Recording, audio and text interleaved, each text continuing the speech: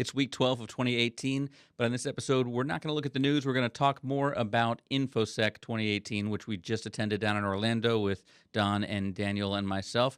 We're going to look at some of our favorite interviews from that event, and that's all coming up on the ITProTV podcast, starting right now.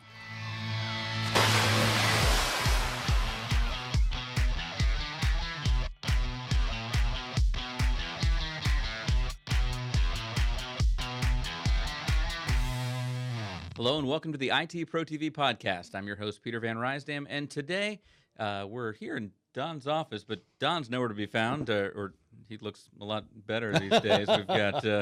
We've got Daniel Lowry here joining us. Daniel, how you doing? What's going on, Peter? I'm glad to be here. Always a pleasure to be on the podcast. Fantastic. And this week, we're not doing the typical news stuff that we've done in the past. We're actually going to do some more recapping from the Infosec conference down in Orlando just a couple weeks ago.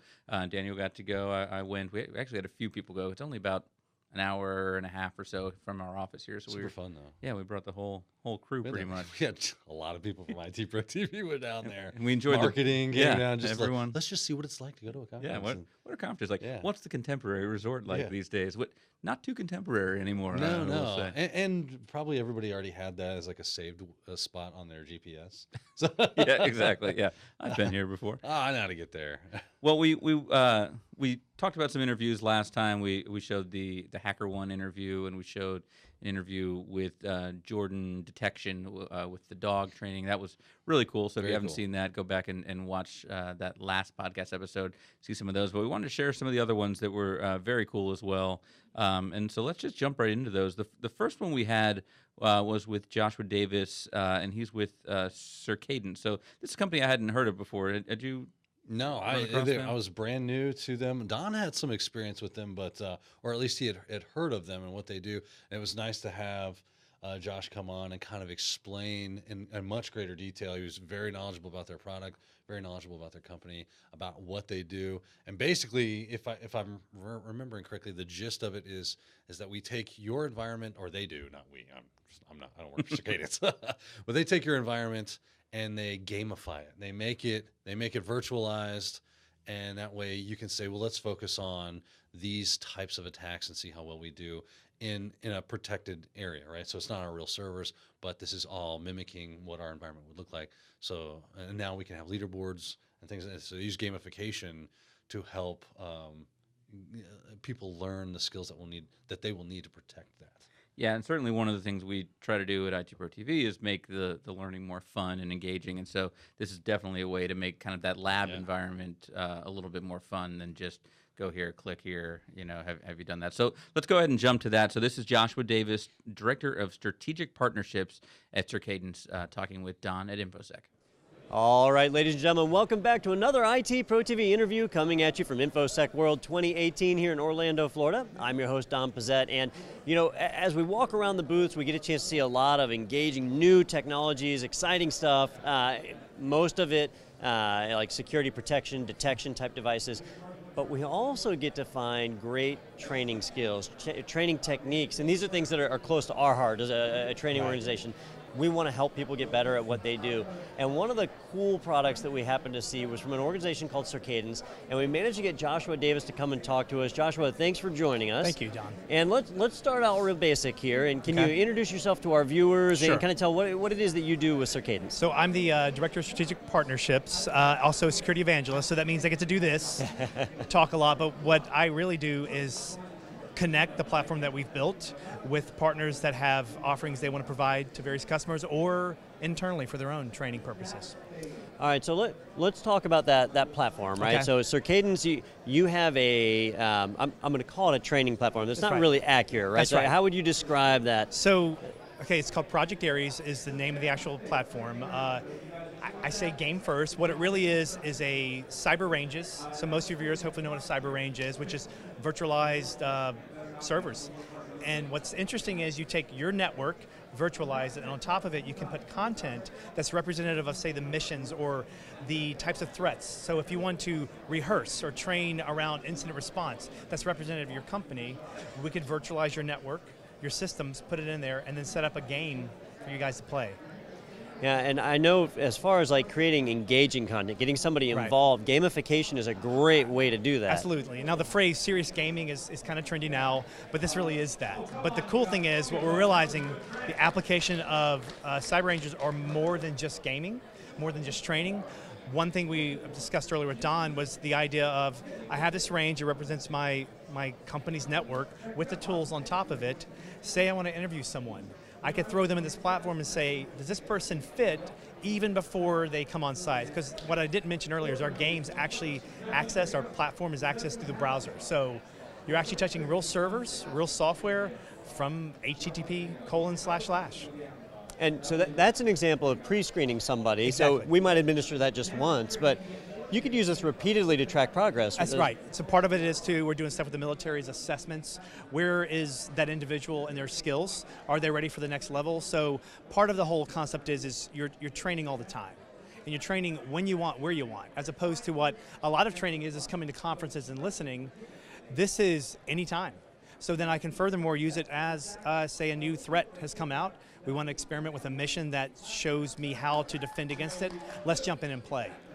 Now, let's talk a little bit about the play side, right? Okay. Because the term gamification gets thrown around for a lot of stuff. Absolutely. And a lot of times, I'll give you what I consider my most common scenario is you go to a website, they have Gamified Learning, right. You take a multiple choice test, and if you get enough right answers, you get a badge. There's your game. Right. So what is it like here? So we have that, but the concept is start basic principles. Mini games, we have some games that are around, like say, learning a hexadecimal binary conversion. Gamify that. Another concept, a more of a philosophical one, is cyber kill chain. We have a game called Solitaire that takes you through those principles. But then when we really start getting into the cyber range itself, we have battle rooms, which are individual cyber ranges where you jump in and have missions and tasks, and you're actually remote terminaling into honest to goodness Kali Linux distribution. You have all the tools you can click, or you open up secure shells, and you're doing tasks that you've been told to do in real time. The software's tracking you, and it's also giving you a thumbs up when you say you ping that target with a payload. It gives you a check. Additionally, we have something called mission play, where you have multiple actors, multiple players, playing a mission together all at the same time. So it's real hacking or defending with content wrapped around it. So, we did an interview earlier with Red Lion that's putting on the Capture the Flag competition here. And at conferences like these, you'll see where they do CTFs. Absolutely. A great way to learn and get exposed. But I know that businesses are out there thinking, boy, this could be a great training tool for our own teams. Exactly. So imagine having your internal CTFs. You could. Now, what's interesting about a CTF is a lot of times it's not fun to watch. It brings a different level of play, a different level of experience. And furthermore, there's a trainer view, where you can actually, trainer can sit back, watching a team play, seeing all their actions, can actually jump in on the shoulder of someone, give them tips. Also, if the trainer wants to jump in and become offensive, change up something, change IP addresses, you can. So it's got this really kind of engagement aspect of gaming, which is necessary, right? Pulling folks into it, making it real. That's awesome, and I know like building out a CTF for a company is not really something they can do, That's but right. Engaging with you, that would work out really well. Absolutely. In a lot of cases, we also have a mission builder that enables you to build your own content. So that's part of what we're trying to provide is this ecosystem around leveraging cyber ranges for more than just testing, training, and a whole lot of others. Yeah. Now, I know we mentioned government at one point, but Right. what type of organizations are you guys targeting? Geez, okay, so I would say the military is where we started. That's our background. Our background, really, I didn't mention that. Our background is a gaming company first. So about 20 years ago, we built something called VR1, sold it off.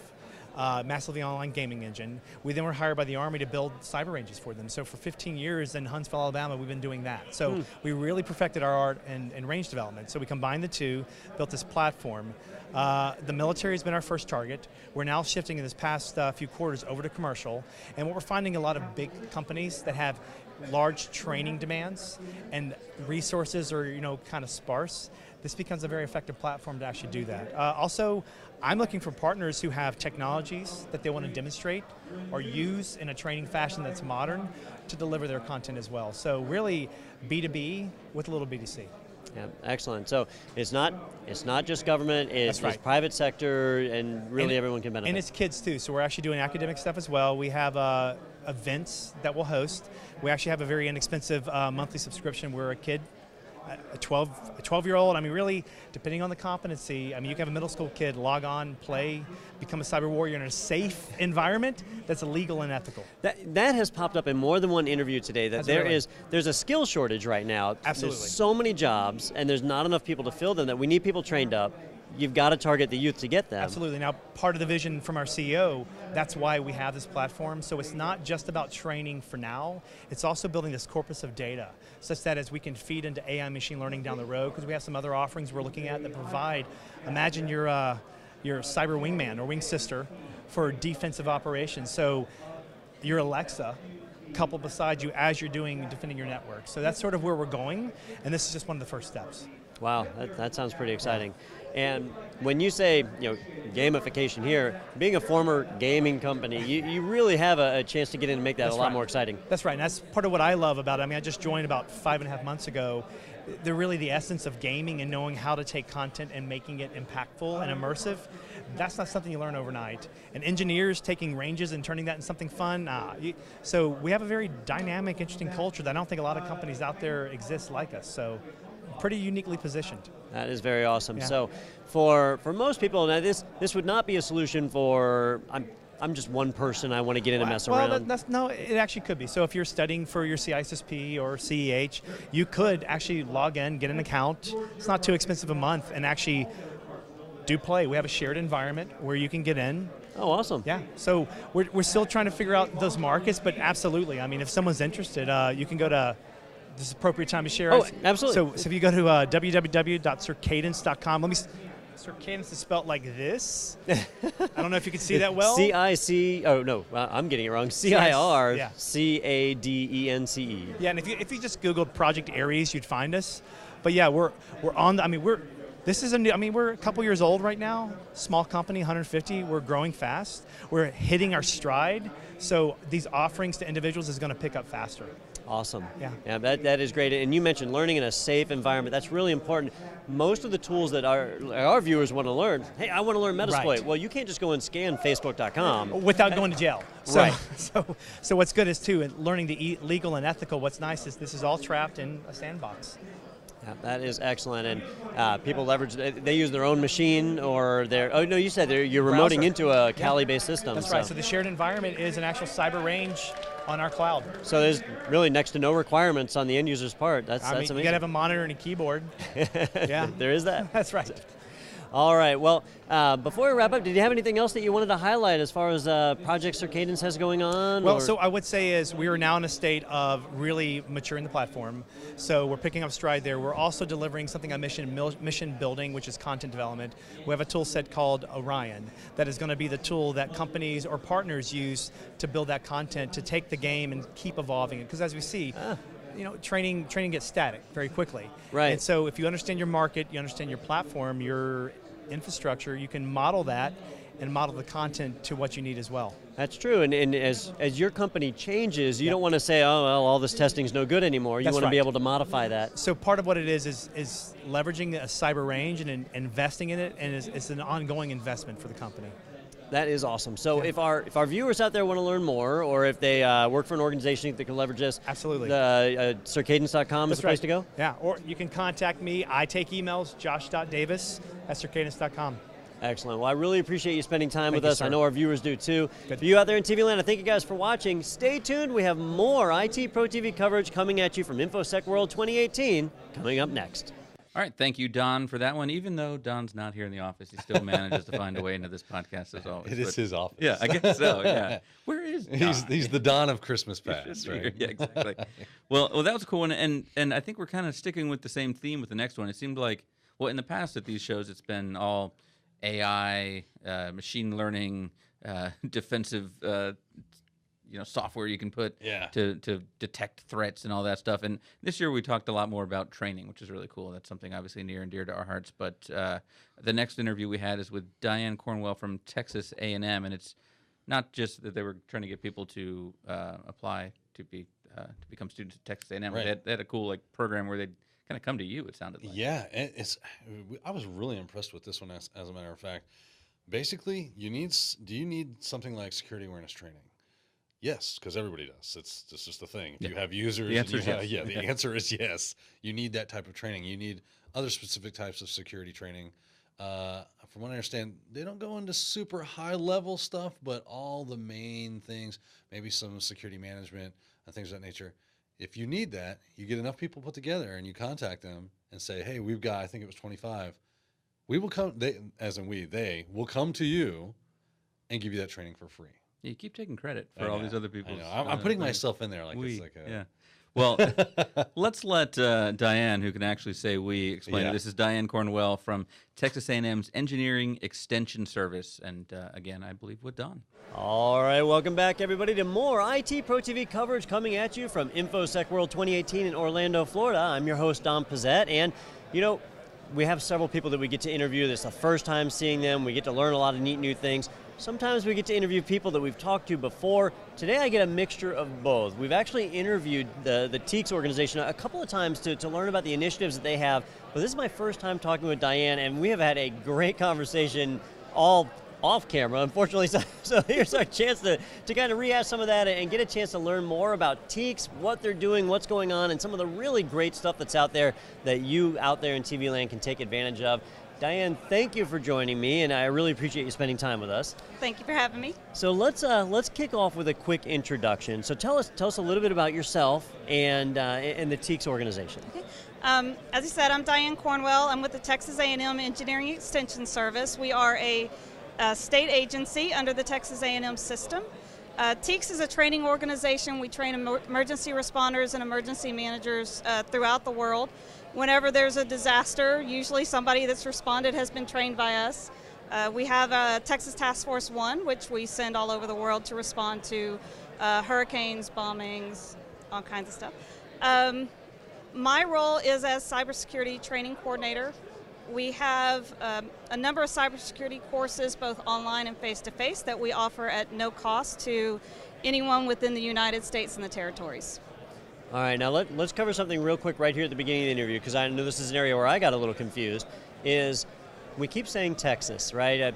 Texas A&M, the university, or TEAKS, the state of Texas, but you're really an agency that works all throughout the nation, correct? Correct. Yeah, like I said, we're under the Texas A&M University umbrella. We are a state agency, but we have funding through a cooperative agreement with FEMA that allows us to go all over the U.S. and territories to deliver training at no cost. And you know that no-cost part is really an amazing thing. So there's a lot of organizations here, including ourselves, where we do IT security training, and obviously a lot of us are private businesses where we're generating revenue.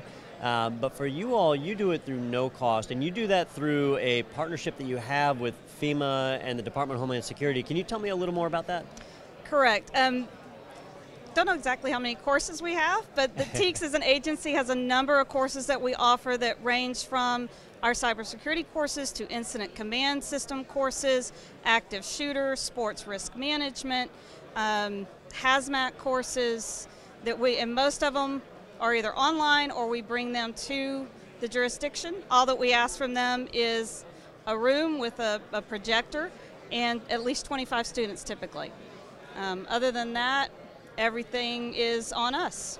See, I think that is amazing. That training like this is really essential, right? People need to be aware, they need to be informed, but it's usually fairly expensive. Right. And here, through the work of the United States government and the work of our taxpayer dollars, we've got a chance to really put together training anywhere in the U.S. and have somebody who is trained and skilled in that field come and present. Now, let's talk a little bit about what type of training that would be. So, you said you don't know the total number of courses because you have so many different offerings. So in the cybersecurity field, what are some examples of the training that you're doing now?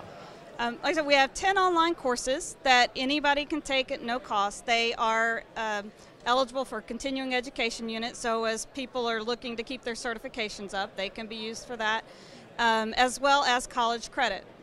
We have 10 courses. If you took all 10, you could earn 6 hours college credit through ACE, again at no cost.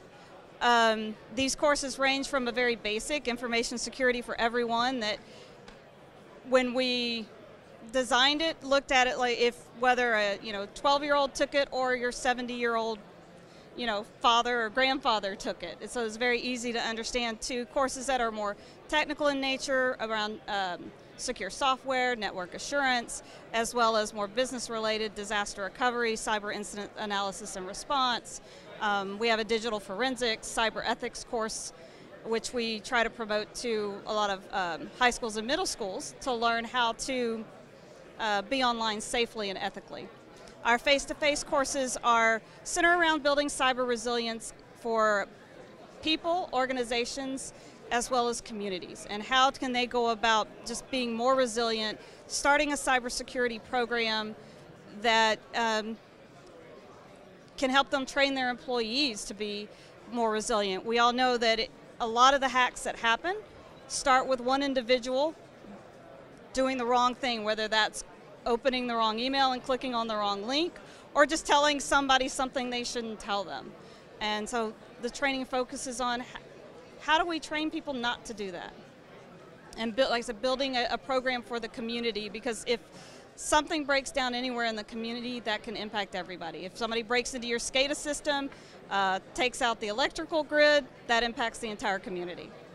Yeah, now you mentioned like training for a child or a grandparent. These are people that don't normally receive that type of training, but are just as at risk, if not more, to the phishing attempts and the other types of online scams that are out there. These are the people whose machines are being used in the large botnet attacks, the Yes. DDoS attacks, so they really need that training. But we don't see a whole lot of movement as a general society for training on the level. Businesses seem to be adopting it a little better and saying, look, we need to train everybody from the CEO down to the mailroom clerk to understand basic security. As far as the free side of the training, does that apply to businesses as well, or is it just the common citizen? No, it applies to businesses as well. Our face-to-face training is usually booked through a jurisdiction, like through emergency management, but we highly encourage them to invite private sector organizations into that. Again, we like to focus on the community as a whole and have as many representatives as we can. Emergency management has typically been TEKS's audience. We're trying to expand that now to a whole community, which also the federal government focuses on, realizing that disaster preparedness is a whole community effort, and cybersecurity falls into that. So we like to say our cybersecurity courses are really for anybody and everybody. The face-to-face ones, there's a little more restrictions on who gets invited, who comes, but we leave that up to our host as well. They can invite whoever they want. The online courses, anybody that wants to take them can take them. All right, so let's say that I'm excited, I need some continuing education credits, or I just want to learn more, I want to refer a friend to go and do this. How do they go about that process of enrolling or signing up, getting into those courses? Well, they can go to www.teks.org/cyber, and that has all of our cybersecurity courses on there. You can register for them through our student portal. You set up an account, and once you register for a course, it's open for 6 months. You have 6 months to take it. If you don't manage to get it done within that 6 months, which some people don't, you can just re-register. So it's a very simple process. We have a student portal that allows you access to your certificates. Once you're done, it's always there. You can keep that history so that you can submit those certificates. And is there like a physical book that's needed, or are all the materials provided online? Everything's provided online, yes. So you're killing me here. I'm running out of excuses not to go and do the training. I'm like, the book costs too much. Or no, the only thing you're investing is your time, right? Because we provide everything else. And it's time well spent. That program's been growing for you each year, right? You're moving more and more students? Yes. And we're getting new classes in the works for our face-to-face classes. We're developing new classes now. We have some that are in a pilot stage that are actually more technical, geared towards IT people, as opposed to the awareness level. It's actually hands-on, trying to combat attacks as they happen. Now, are those top secret, or are we allowed to talk about some of the things that might be coming down the road? I don't think they're top secret. Nobody's told me they're in what I call the cone of silence. Let me put it that way. So what type of areas, because I know just general knowledge, general awareness, that's really important, right? But for somebody who's in the IT field, who already has experience with cybersecurity, there's more advanced things like web application testing and things of that nature that are critical skills that people need to learn, and it's hard to find good training that dives into that and actually shows you a way where you can implement that. And so are those areas that you're moving into, or? We're trying to move into those. It's honestly been a little tricky for us because, as I said, our TEKS's standard audience has always been emergency management, emergency response, and we're trying to get our name better known in the IT industry with these courses. And as we do that and we build a bigger student base for cybersecurity, then it becomes easier for us to branch out and do the more technical courses. Excellent. Well, like she said, if you want to learn more about the program, if you want to get enrolled, jump into these courses, you can jump over to their website. It's www.teex.org, O-R-G, 2 E's, that's the part that I forget. Tex.org, something completely different. But you can jump over to TEKS. It is no cost. Like, this is our taxpayer dollars at work, so it's hard to find a reason not to do training like this. Definitely something to check out. If you're an organization, maybe you are in that emergency response field or even outside of it, and you want that instructor-led training, which is a phenomenal experience to have, definitely reach out. And they would go to the same place for that, right? They'd go to the teeks.org website? Yes. All right. Well, Diane, I know you guys have other initiatives that you've been working on, even outside of cybersecurity. Like you had a program going for helping middle school aged girls or boys and girls that were getting into software. So you guys do a lot more than cybersecurity. Yes, we're working. We're starting to work a lot with K through 12 students, building our initiative in that area. And one of the things we're doing is reaching out to them. One, the online courses for high school students. Like I said, they can earn 6 hours college credit. Saves quite a bit of money for the parents. And even if you're not going into a computer science degree, they count as an elective, right? So it's good. So we're promoting that. But then we also run some summer camps that focus on programming and cybersecurity as well. So we bring high school students in, and they get a Raspberry Pi computer, which is a very small little credit card sized computer that's pretty awesome and cheap. And they learn how to program in Python, they learn some Linux, and then we get into some really electrical engineering stuff. They learn about resistors and play with LEDs and make the LEDs light up, and they have buzzers and all kinds of stuff that they just get to really practice hands-on and program and see immediate results from the outside world. So they do things like build a little security system with a motion sensor and a camera. Last year we had a focus on facial recognition, so the students were training the cameras how to recognize different people's faces, and some of the kids even went so far to do Snapchat-like filters with their facial recognition, and robotic cars, and really just trying to introduce them to a number of different things they can do with programming and with computers. That's really cool. You know, we talk about the IT job shortage, but it's not a job shortage, it's a skills shortage. People shortage. The jobs are there, there's just not the people to fill them. That's not a problem you solve overnight. No. And by engaging the youth, making them interested in these topics, that's going to help us, maybe not today, but 5 years, 10 years down the road, to make sure we're where we need to be. So those are great programs to be a part of. Yeah, they're great. I really enjoy doing them. It's quite rewarding when you tell the students they have a 15-minute break and nobody leaves their computer. You know, they're so engaged and they are loving what they do, and we get responses back at the end of the week saying, I now know that I want to go do computer science of some kind. I want to do cybersecurity as my career. And that's really great because we do have a shortage, and the only way to lessen that is to hook them young. Absolutely. And have them do something that's fun. And I think, and cybersecurity as well, the only way we're going to become more secure is to start training students young, how to be safe online, how to act appropriately online. Because all these kids, they think it would be really fun to hack. They all want to learn how to hack. So you got to teach them how to do that responsibly. Yeah, you know, you don't talk to a kid and have them say, I think it'd be fun to rob a bank, right? Right. They know, we've taught them that's not acceptable behavior, and that isn't happening online. No, online they think it would be fun to go try to do something like that, or go hack in and change my grade. But so part of it, trying to teach those cyber ethics or how to be a good digital citizen. Awesome. Well, again, you can learn more about the whole process over at www.teex.org, the TEEX program. Definitely check it out. Great training there. Diane, I really appreciate you spending time with us, and I know our viewers out there appreciate you doing that as well. Before we wrap up, do you have any last words for our viewers? Just check us out online. Like I said, we bring everything to you. Not everything TEEX does, but our cybersecurity courses we'll bring to you at no cost, and we'd love to hear from you. Awesome. Thanks again. Thank and you. Thank you all out there in TV land for watching. Stay tuned because we have more ITProTV coverage coming at you from Infosec World 2018 in Orlando, Florida. I've been your host, Don Pizzette. I'll see you next time.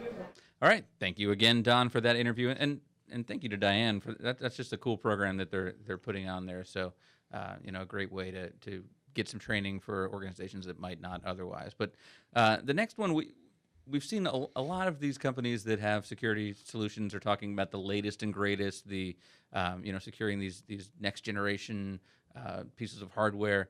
There's still a lot of places that have really old systems and like governments and AS400s and things like that exist out there. And those are probably some pretty low-hanging fruit targets, I would think, for hackers. But they're at least targets at the very least, and anything that's attached to your network or your environment needs to have some level of security involved in with it. When you start talking about things like mainframes, that might go, like, oh, it's a mainframe. Yeah, we're not doing that anymore. Yeah, we're talking, when we think of attacks, we think web apps, we think network, we think denial of service and things like that. Connected refrigerator. Right.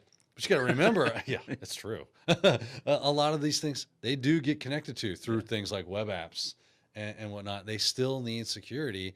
And what Bob talks about is how his company actually, from Help Systems, what they do is actually try to help create a security and centralized management platform for your company to be able to kind of like have a blend of the old and new is what it seemed like. Yeah. Of being able to secure it like you would any other device. And that's what they do. They bring in that expertise for that and give you that ability. So it was really cool to see, hey, just because you still have COBOL programmers on the payroll doesn't mean you're you need any less security. You need just as much as everybody else. So that's what they provide, or at least that's what it seemed like. Yeah, and Bob also seems to talk about, they go into a little bit of a case study about a bank that they worked with, so you kind of get to see an example of how those old systems interact with the new and how they're able to secure that. So let's take a look at that interview. This is Bob Erdman from Help Systems. He's the security product manager talking with Don here. All right, ladies and gentlemen, welcome back to another ITProTV interview coming at you from the Expo Hall floor at Infosec World 2018 in Orlando, Florida. I'm Don Pizzette,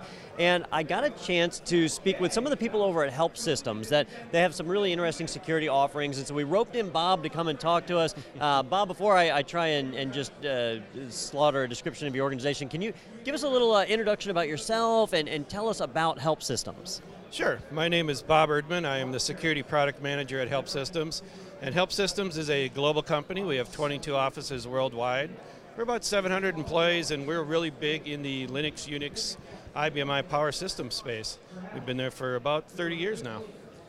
Now, I know for a lot of organizations, especially financial organizations, they have huge investments in infrastructure, and they're tied into the government, and so change is a slow process for them. It's hard enough for them to identify what direction they should be moving in, better yet to actually move in that direction. Mm-hmm. And you guys help companies with that, right? You help organizations through identifying that roadmap and how to get there? We do. So it is amazing how many of those big systems still exist in those Fortune 1000 type companies. They really don't ever go away. They're really hard to get rid of. So rather than losing them, they add a lot of new features to them. So it's not green screens anymore. It's fancy web front ends. It's running identity and access management systems. It's a lot of financials, number crunching type work. So we help build their security platform around those different solutions. Some people think of them more as niche markets. There's hundreds of thousands of those customers around the world that we work with, many large financial institutions, government entities, military, anything that you think needs high security, they probably have these systems in place, and we help those customers. All right, so let's dive a little deeper into some of those topics. Mm-hmm. And you mentioned like identity management, and that seems to be a recurring theme. I've seen several vendors around here that are promoting solutions for doing administrative access auditing and other things like that. Mm-hmm. You guys actually had a white paper out for a bank that you worked with that that needed to have some kind of centralized administrative access control. Can you tell me a little bit about that scenario? Sure. So you think of it like Active Directory that you're using on your desktops. That same type of functionality for your back-end Unix and Linux servers.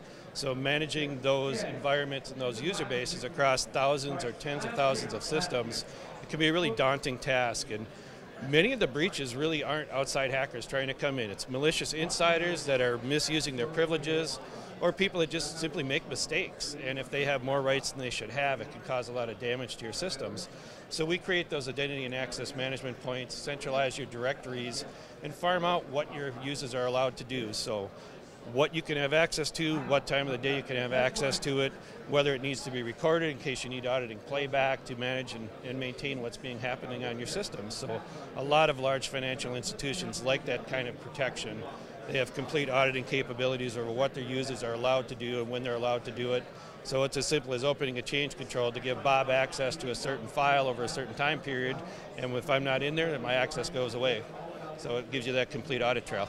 Is that limited to like the Active Directory space? I know if I have AD servers, anytime I access a network shared printer or a shared folder, there's an authentication exchange going on there. I'm handing off my identity token.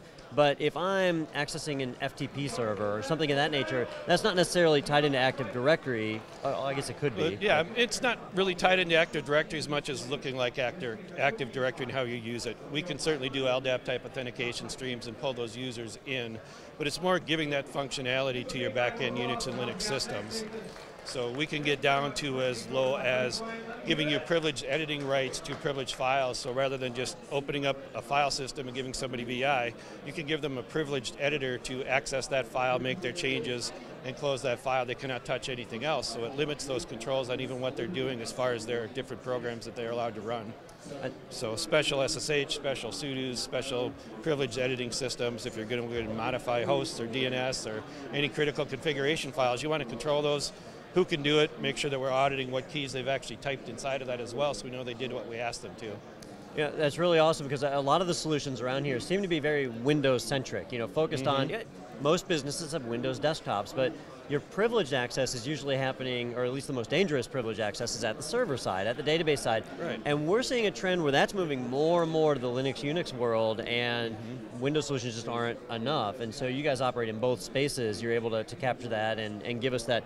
It's like a single pane of glass reporting, or is it kind of separated? How does that work? Like a single pane of glass reporting, and we try and pull that privilege out to where the users are, of course. So interfacing with their SSH, if you're doing multi-factor authentication, giving them some Windows task tray, MFA type credential spaces that are connecting back to their green screen type apps. Inserting managed file transfers, so FTP, we hope not, secure FTP or encrypted file transfer that they can manage from a web UI, so they're still using it on their traditional desktop space, but we're protecting their back-end systems where all the critical data lives. All right, now you mentioned green screens, right? And I know I've worked with a number of organizations that had AS400s or ZOS mainframes, and I know a lot of us like to think about these as the past, right? Daniel, one of my colleagues, is in the background. He and I worked together at an insurance company that was almost entirely ZOS mainframe based, and this was only a handful of years ago. These things are still out there, and not just like in these fringe cases like people doing COBOL programming. This is, it's the heart and soul of some businesses at this very moment. That's not going to change anytime soon, right? I don't see that changing anytime soon, and the people that want to bring extended functionality to those power platforms are doing that through Red Hat or SUSE or Ubuntu, running power partitions of Linux on that, or running AIX systems themselves, or they're just extending their web UIs out the front side. So we protect those back-end power systems with native antivirus, with privilege escalation and management, multi-factor authentication. The same tools that you need on your traditional Windows and Linux side, you still need on your big power side as well, and we provide those for people. And would you say there's actually more risk today than before? Because in the olden days, which really is yesterday, if you had a green screen, there wasn't so much that you could abuse on a green screen. Although you have a lot of form fields, you could certainly type in malicious characters and strings and try and pull things there, but you were really limited. A lot of them are moving to web interfaces now, where it's still a mainframe on the back end, but now you have this far more dangerous interface to it. Would you agree with that? There's another system in the middle, and even on the green screens, they can be very secure, but most of the time they're not, because people create users, with very open permissions. They don't know really what people need, so they give them access to everything. And especially on the power systems, we see that as a problem. People have what they call all object. It's like giving them root on your Linux box. They can hit anything they want and do anything they want, and they just assume they probably won't. But sometimes they do, and they might even do it by accident, but they can cause a lot of damage to your servers. Or if they infect your system with a malicious file, and it could be Windows. We see that quite often on power systems where they're using them as big file shares. So the infection may come from a Windows system, and it may damage your power system and then propagate throughout your network. Even though it's a Windows file on your IFS, we can still detect those and clean those out with the antivirus products before they get spread around your network and take your main critical systems down. So I know I've talked to a number of people, our viewers over the years, that work for organizations that had systems like these, and they were frustrated. They said, I just don't understand why we still have this mainframe, why we haven't moved over to relational databases or something more modern. But the reality is, if you are a financial institution or medical, those systems have to go through a lot of testing. They have to be very stable. They put a huge investment in funds into that infrastructure. They're not likely to just move away tomorrow. It takes time for that to happen. It takes a long time for that to happen. These are mission critical systems in highly regulated industries. It takes years to replace anything like this and try and bring that functionality down to another operating system and platform. It's just a lot of work and a lot of things that you have to go through and test, like you said. Getting that type of system capacity that they're used to having as well. Takes a farm of your Linux and Unix machines where they have their big rack of power systems. So it's definitely an industry that's not going away anytime soon. So let's talk a bit about how help systems work. So let's say I'm an organization, I've got a AS400 in place, we have a web interface for it, we have other resources, and I want to make sure that I know what's going on in my system. I want to be able to detect when unauthorized access is occurring, or at a minimum, if a compromise has happened, I want to be able to have an audit trail that shows me what they were able to access when they were in there. We reach out to you, and your organization helps tailor a solution. Is it a series of appliances on the network? Is it software-based? How does that solution work? We are completely software-based, so we're not appliance-type installations. And we're really going to learn about you, what it is that you're looking for. Some of the things that you mentioned with audit reporting and compliance reporting. We have a number of different software solutions, and we'll tailor that product set to what you need. And they all live under a nice UI umbrella we call our Insight framework. So we have a web UI dashboard that gives you that GUI interface as an administrator back into your solutions, dashboard reporting. So we would do things like our authority broker, which lets you manage who can elevate their authority to higher level privileges for certain times of day while they're doing their usage. So back to that access management, very critical. We have compliance monitoring, so if you are under regulatory audits, you can get that audit stream, collate it, print it out, and hand it off to your auditors as those are required. Powertech Event Manager lets us push out that data in more of a syslog format from all of your different, IBMI is a little bit special, so all those different IBMI journals, push that out in a syslog style format, bring it into a SIM type interface where you can do security alerting, escalation, and ticket management, and then again track that whole cycle around and make sure that you're closing the loop on all of your security incidents. Now I know we talked about mainframes and Z-series, anything like that is mostly that's going to be on-premises type infrastructure, so we have control of everything. But we're seeing a lot of hybrid cloud deployments now where, sure, the main data systems might be on-premises, but the web front ends are actually in the cloud. Have you guys had any challenges with securing that, or you carry it right over into the cloud environments, no problem? It's definitely more and different things that we need to look at to secure your environments inside of the cloud, especially as you move into things like DevOps, where people are spinning servers on demand. They may only live for an hour and come up, but if they're not secured correctly, they may be found within that hour, and people can then attack back through your network. We have solutions that work in that hybrid space. They can even go as far as detecting when new systems are spun up in your EC2 cloud environment, apply your security policy templates against those, and report back to your security teams what it's found when it did that. So even if they only live for an hour or half an hour, we'll find them, secure them, and then push them back to you. IBM Power, of course, like you said, is mostly on-prem. We do see some people moving into more of a managed server space with that. So MSP is running the IBM Powers for you and just partitioning off their systems. We have a lot of partners in that space. We work very well there. The same types of tools and systems apply to those sites as well. So let me give you a real-world situation, and we'll kind of see how your system would have avoided this. So Tesla had a bit of a breach a couple of weeks ago, and it's not being labeled as a data breach, because what happened was attackers were able to through phishing, gain administrative credentials that gave them access to an EC2 account. And so they were able to log in with legitimate credentials, right? So they came from outside systems somewhere in the world, they logged in with legitimate credentials, and instead of reaching into a database and trying to get customer details, instead of stuff like that, they spun up a bunch of EC2 instances and started Bitcoin mining.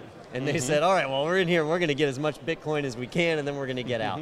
So that type of an attack, it doesn't necessarily involve reaching back and touching a database. They're logging in with legitimate credentials, but maybe not from a legitimate source. So how would that show up, or what would help systems see? Would we see the breach? Would we see the access afterwards? Would we see all of that? We'd see most everything that happened there. The initial huge red flags that would come up, because we would have started reporting that I found more servers, I found more servers, I found more servers. You know, we don't necessarily know what they are. They might be legitimate, but we're definitely reporting red flags that we're seeing servers spin up continually here. And when we're going out to secure them, they're not meeting any of your security policies. Unofficial services are running, things that are on your blacklist, your configurations aren't right. So we would be throwing up an enormous amount of red flags in that type of environment. Even if they aren't, like I said, reaching back into the network, we would see them happening out inside of those cloud environments. Hopefully you would have seen the initial things where we're saying you don't have your system secure out in EC2 so that you can get breached in the first place, you know, and catch it up in the front. But if they did get through in that type of thing, we definitely would have seen that and alerted on those types of environments. Can we see things like legitimate activity that's just not quite normal, like behaviorally different? So if there's a login where the IP is from Poland, and we're a US-based company, that's an unusual activity. Would that set off a red flag? Right, that's the kind of things that'll also set up red flags. We would hopefully alert you on your policies early as well that, you know, you should be locking down your environment. If you don't need connections from China or Poland or Russia, you don't have customers there or access from there, we of course want to filter out those big environments and help, you know, limit that attack surface for you up front. But those types of environments, we'll pass those through, you'll get them in your event manager screens and they'll bubble up in your security compliance templates. You know, and then you can prioritize what type of solutions you need to work on to clean those up. Close out your tickets, change control your way through, and away you're done. Close that circle. I love solutions like these because a lot of times people focus on what they see in the hacker movies, right? They're really worried about somebody with this advanced exploit that gives them root access to a server, but in reality, you probably could have stopped somebody before they even managed to get into the network, before they had the chance to move to those advanced stages. And solutions like these really help with that. There's an amazing large percentage of the issues that we see out there that are simple misconfigurations. You could have been secure, but you didn't apply the controls that were provided by the operating system or hardware or software vendor of choice. All of those things exist, but they generally aren't implemented when you do your initial installs. You have to go in and take care of that work on your own, especially in the cloud. It's a shared security model. Amazon secures the buildings and the infrastructure, but anything you spin up is just like you spun it up in your data center. You still have to secure that system. And that is a huge misconception that a lot of people have, just assuming those systems are going to be up to date, and they've got to be monitored and secured.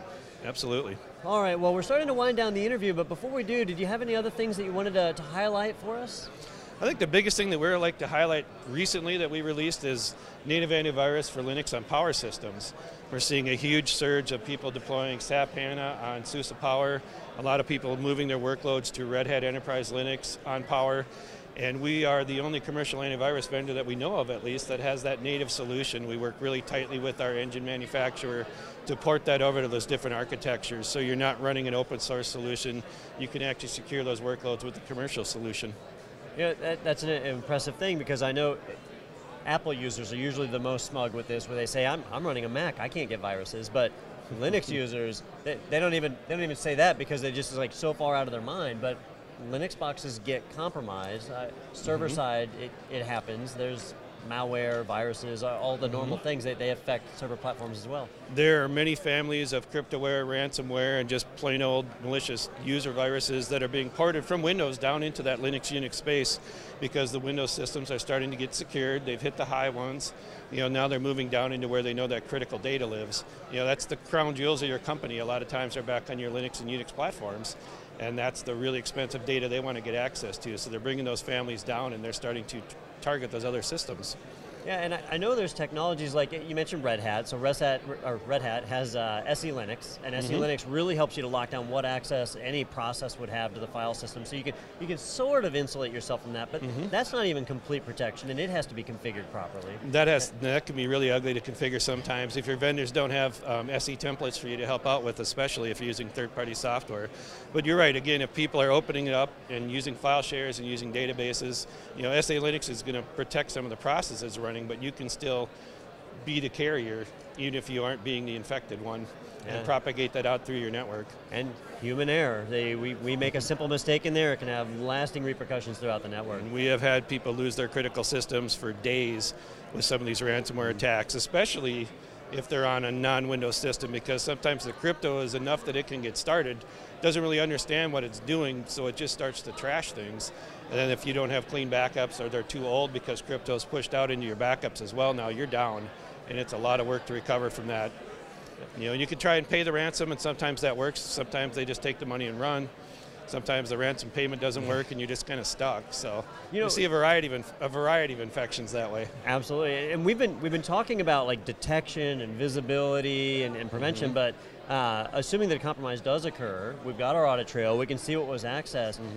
Does help systems work with like facilitating recovery of data, or even just monitoring our backups to make sure that those are successful? We certainly can help with that. We have a security services team that's very experienced with that. We have a lot of great professionals.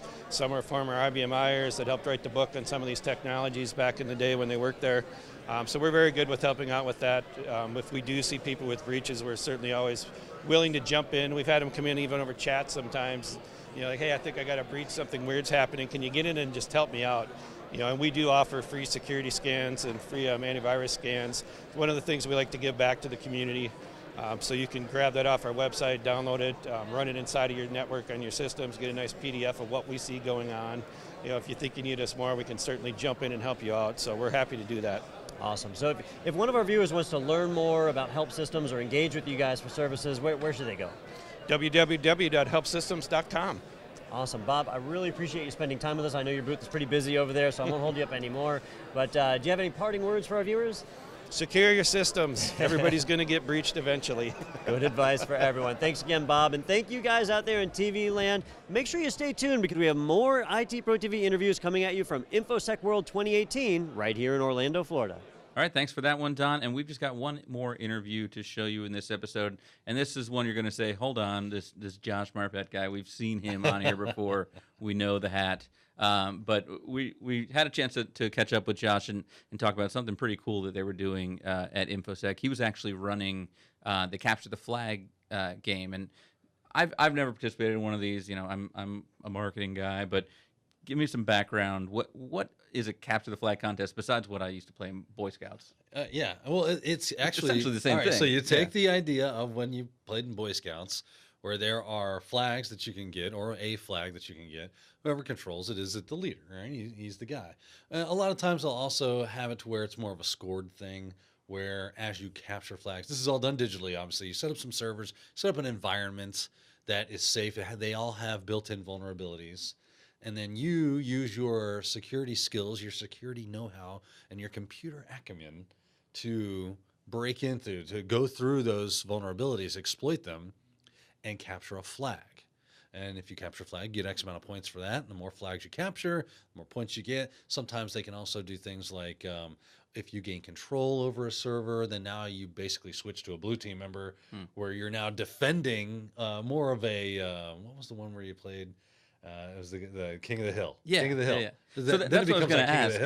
Because part of Capture the Flag, you would say, all right, we're the ones going to go out and try to get the flag, and then you're the ones that are going to stay back and protect our flag. Is that part of this competition as well, or everyone's kind of attacking? We really use in the industry the term CTF, or Capture the Flag, is just used very generically to think, because more often than not, the ones I've participated in are you find a vulnerability, exploit said vulnerability. You find a flag, which is just a text file with a number in it or whatever, usually some sort of hash, and that proves that you actually got that file. Okay. Right. And then the more flags you get, the more points you get, and at the end of the time for the game, whoever has the most points wins. But you can obviously play off of that, and I think that Josh runs CTFs for B-sides. This is not his first rodeo. They've been doing this for a long time. So they've got a really good one, a really robust one. So I'm sure it was a lot of fun. I'm sorry we didn't have enough time. I would have enjoyed sitting down and having a little bit of fun with that. Yeah, getting to play with it. Yeah.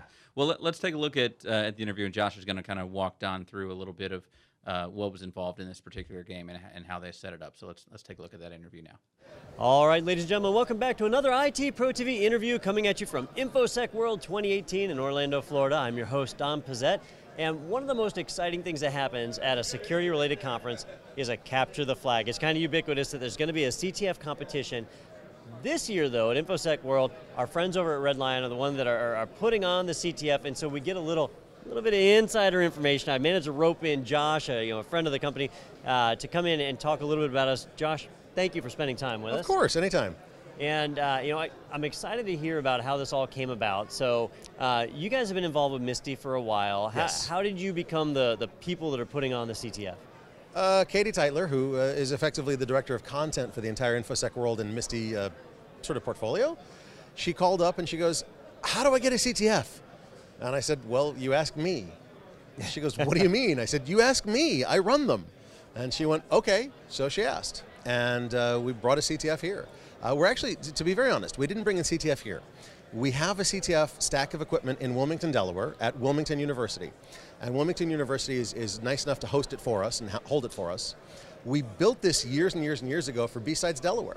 So myself and two other people run B-Sides Delaware, Information Security Conference out of Wilmington every November. And about 8 years ago when we started, I beat up the gentleman, Eric Arnoth, who I said, "Come on, build something that we can use as a CTF." And he said, "All right." And he did. And over 8 years, he's been refining it and building it and building it and refining it. And now it's the same CTF that's run at B-Sides Delaware, B-Sides Las Vegas, B-Sides Indianapolis, I believe. It's been run at half a dozen other events as well. And then this year I said, "Hey, by the way, we're doing it at Infosec World." He goes, "Fine." So we're doing it here. And putting these on in the past used to be really hard because you had to have equipment, you had to try and create a network, and something as simple as keeping a wireless network online at a security conference is extremely challenging. Yeah. So now the system works a lot different, right? So the competitors, the people who are in there or are trying to win this CTF, they break out their own laptop, right? Absolutely. They bring their own Absolutely. computer. Whatever they want to bring. And then how are they accessing this equipment? So what we've got a VPN. Our equipment back in Wilmington is accessible via a VPN. We give them credentials to get in. They give us a name and an email address. We take that, we generate credentials for them. We give them the instructions on how to access the VPN, the virtual private network. They log into the environment, and then from there, they've got a tunnel directly from here to that environment there in Wilmington. They just start attacking. We give them a scope. Here are the machines you can attack. They go to it. They have, in this scenario, they have two ways of scoring. They can find a file that's called flag, and then they take the hash of that file, the MD5 hash of that file, and send it to a score server, and they get points. The harder it is to get to that flag, the more points you get. Or you can get a shell on a machine, which basically means control of the machine. And from there, they ping, actually they netcat to another score server, and they beacon to it basically, and it gives them points as well. Again, the harder the machine is to get a shell on, the more points you get. Now, on a competition like this, if somebody is a pen tester or a security enthusiast, then they have tools they like to use, they have a system they're familiar with, so they bring their own laptop in. Yep. Do you restrict with tools, or is it everything's fair game? Well, okay, so we don't want anything destructive. We don't want denial of service. We don't want, just destroy it, burn it to the ground tools, okay? So no destructive tools. But anything else, you want to use Kali, you want to use Metasploit, you want to use Armitage, Cobalt, we don't care. Or if they've developed their own tools. Or Absolutely. As a matter of fact, this is a great way to try your tools and make sure and tell us, like, I've got something that may be destructive, and we'll go, okay, hit this machine over here.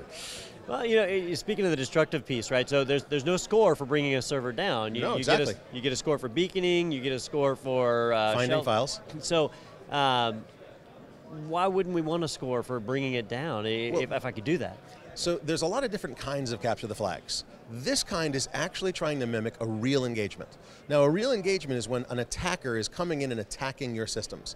If they burn a server down, just destroy the sucker all the way to the ground, what actual use do they get out of that? I mean, they haven't gotten the information off of it.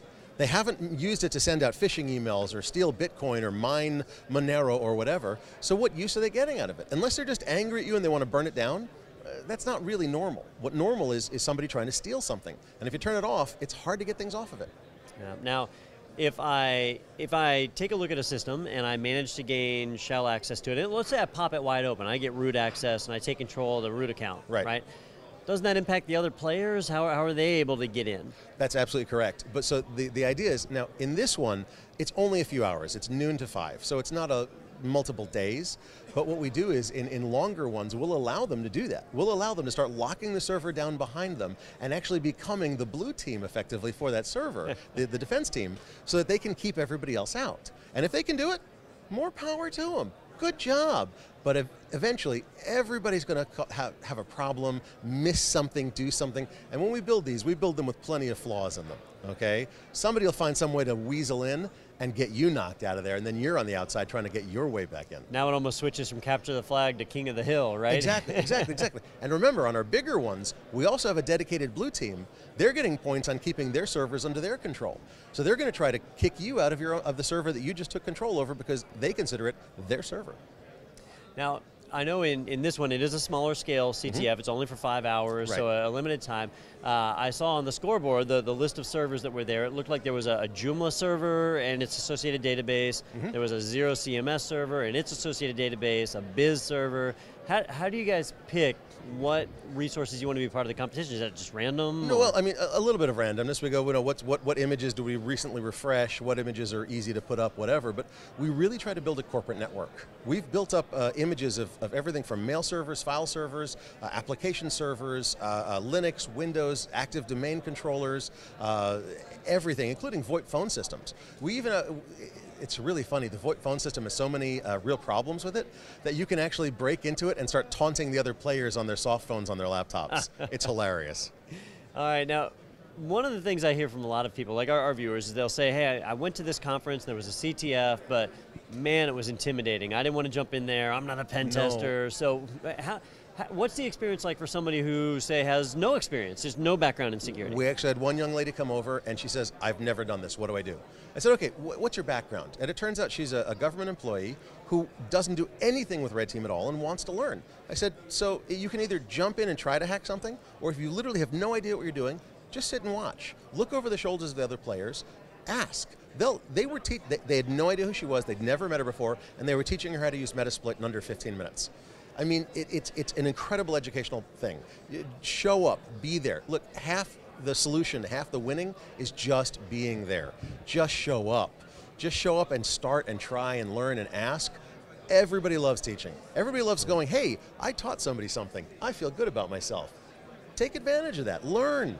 And you know, it's VPN based, right? So people could be up in their hotel room. I know a few people are. Yeah. People could be anywhere in the world, really, VPNing and compete. But even though they can do that, most everybody's right over there at those tables because they can talk, they can exchange information, they can brag, they can socialize. They can. Does anybody know how to do this?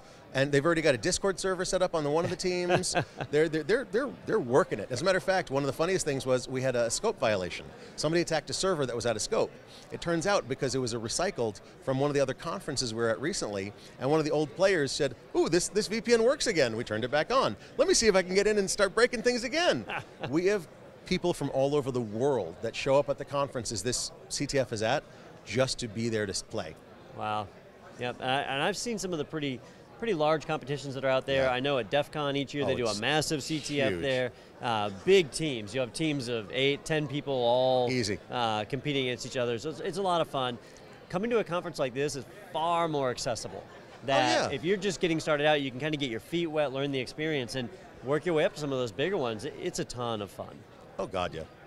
All right, so Josh, before we wrap up, you guys have a lot going on. The CTF is kind of what I highlighted, but do you have anything else you wanted to share with our viewers? Well, we just actually, it's interesting, to come to Infosec World, we just left the Mid-Atlantic Collegiate Cyber Defense Competition, the MACCDC, and had a great time there. I was the CEO of the entire company, the CEO, and I had a great time using some of the things I've heard from CEOs over the years on the students. It was awesome. One of them handed me a password on a piece of lined notebook paper, said, here, we want you to change your email password, because they were trying to secure it, right? So, as a CEO does, I ripped it up, said, that's so pretty, and dropped it over my shoulder in pieces and said, when you get something printed professionally, you can bring it back. And they were a little nonplussed, let's put it that way. But anyway, at the CCDC, one of the things we mentioned to them, and the students were really like, wow, this is interesting. If you can't write, you're in a lot of trouble as an information security professional. Writing is a huge part of what we do. We write reports to make work product. If we don't have work product, we don't get paid. So we offered at Red Lion, we said, look, all of the students that are here at the CCDC, and we'll extend the offer, any collegiate student, any college student out there, okay, and high school as well if you're good enough. You want to write it? Go ahead, write it. Write it up. Write something you're passionate about. Send it to us. We like it, we will publish it on our blog, and we will give you writing credit for doing that. Okay? We want you to have the accessibility to have a professional writing credit in your resume. We want you to know that you have done something that professionals regard as well done. And we get content. So it's a win-win on either way. Absolutely. No complaints there. And if it's not exactly the we'll work best with them. gem, we edit, we help them edit it. We have PhD students and PhDs on staff that will help them edit it. We'll go through it. It takes them 5 minutes. It's not a big deal. We expect the ones that are passionate to take advantage of that, and we want them to. We really want them to. We want to see the next generation of hackers come up and already be ready to go. Awesome. Well, it is a great service that you guys are putting on, and it's definitely a lot of fun. If any of you are here at Infosec 2018, well, the CTF is going to be over in about 2 hours, so make sure you jump over there and check it out. It's in the Expo Hall floor, but if you missed it this year, be sure to check it out next year, or swing by B-Sides Delaware, coming up down the line. Well, November 9th and 10th, I think, So it's a bit off. But be sure to check that out, as well as any of the security conferences you go to. The CTFs are getting to be pretty prevalent. So. All right, Josh, thanks again for spending time with us. Oh, thank you. And for all you out there in TV land, thank you for watching. Signing off for ITProTV, I've been your host, Don Pizzette. Stay tuned for more ITProTV coverage coming at you from Infosec World 2018 in Orlando, Florida. All right, that looked like a fun event, and I wish I knew enough to partake in it. I should have just run in and just started taking physical flags. As Josh said, you know, they'll take you from beginner to. Yeah. So it doesn't matter if you didn't know anything. You can Next year. Down. Yeah, next year. Well, speaking of, what'd you think about Infosec? Go back next year? Or was it? Oh yeah, I'd go back next year. I liked where the idea of around like what was going on, a lot of buzz, a lot of cool things happening, a lot of great vendors there. I mean, you got 3-letter agencies there. You can look at them with a stink eye and go, "What are you doing?" You know, they were, at least they showed up and they put on their game face. But it's just to see a lot of things I was unaware of that's happening in the security community. To be reminded of things that I should be reminded of that is happening in the security community. Infosec World was a lot of good fun and a lot of good reminder, and just saw a lot of cool product and a lot of great people there, as a matter of fact. And every interview we did, everyone was so cool and nice, and had something interesting to bring to the table that was in some way different than what we just think of when you think, oh, it's security. It's the same old, same old. A lot of cool stuff is happening. Yeah, and we're going to go out to RSA in a couple of weeks, and I've been the last couple of years. I think this is your first, though, right? Be my number one, yes, yeah, sir. And it's a totally different ballgame in the sense of it's just a zoo. I mean, it's 50 times the size of Infosec, but honestly, that's what I really liked about Infosec is it's a little more intimate. Exactly, yeah. So, you know, we were able to talk to the keynote speakers after they came off the stage and get a little bit more insight, and you pretty much got a chance to see every booth, whereas RSA is one of those, you know, you'd have to spend, you know, several days in there to get the little stress balls and pens from every booth, which I'm going to try. Yeah, that's right. We got to make it a thing where, but between me, you, and Titus will be on the camera crew. We should be able to get something from every booth. Oh God! And see if we can make it happen. Yeah. All right. I'm gonna need get another additional checked bag. Yeah. Just give me something small, please. I'm out of room. Like a sticker. Yeah. Whatever you got. Well, cool. Well, look out for that coming soon. But that's gonna do it for this episode, and that's gonna wrap up our Infosec coverage as well. We've got that all on our YouTube page, so you can check out all those other videos that we talked about and go back and see those. If you like the podcast here, that's on YouTube as well. It's also on iTunes and Stitcher and Podbean and all those things. I think I'm making up a couple of those. Like, share, and subscribe. Yeah, like, share, and subscribe. That's a lot more abbreviated way to say what I was trying to say. But do all three of those things. And thank you so much for joining us today. Any final thoughts? I can't wait for RSA so we can do this again. Sounds good. And we will see you. I think we got 1 week in between this here one and then. So we'll be back here first, but then we'll see you from RSA. So take it easy, everybody. Have a good one.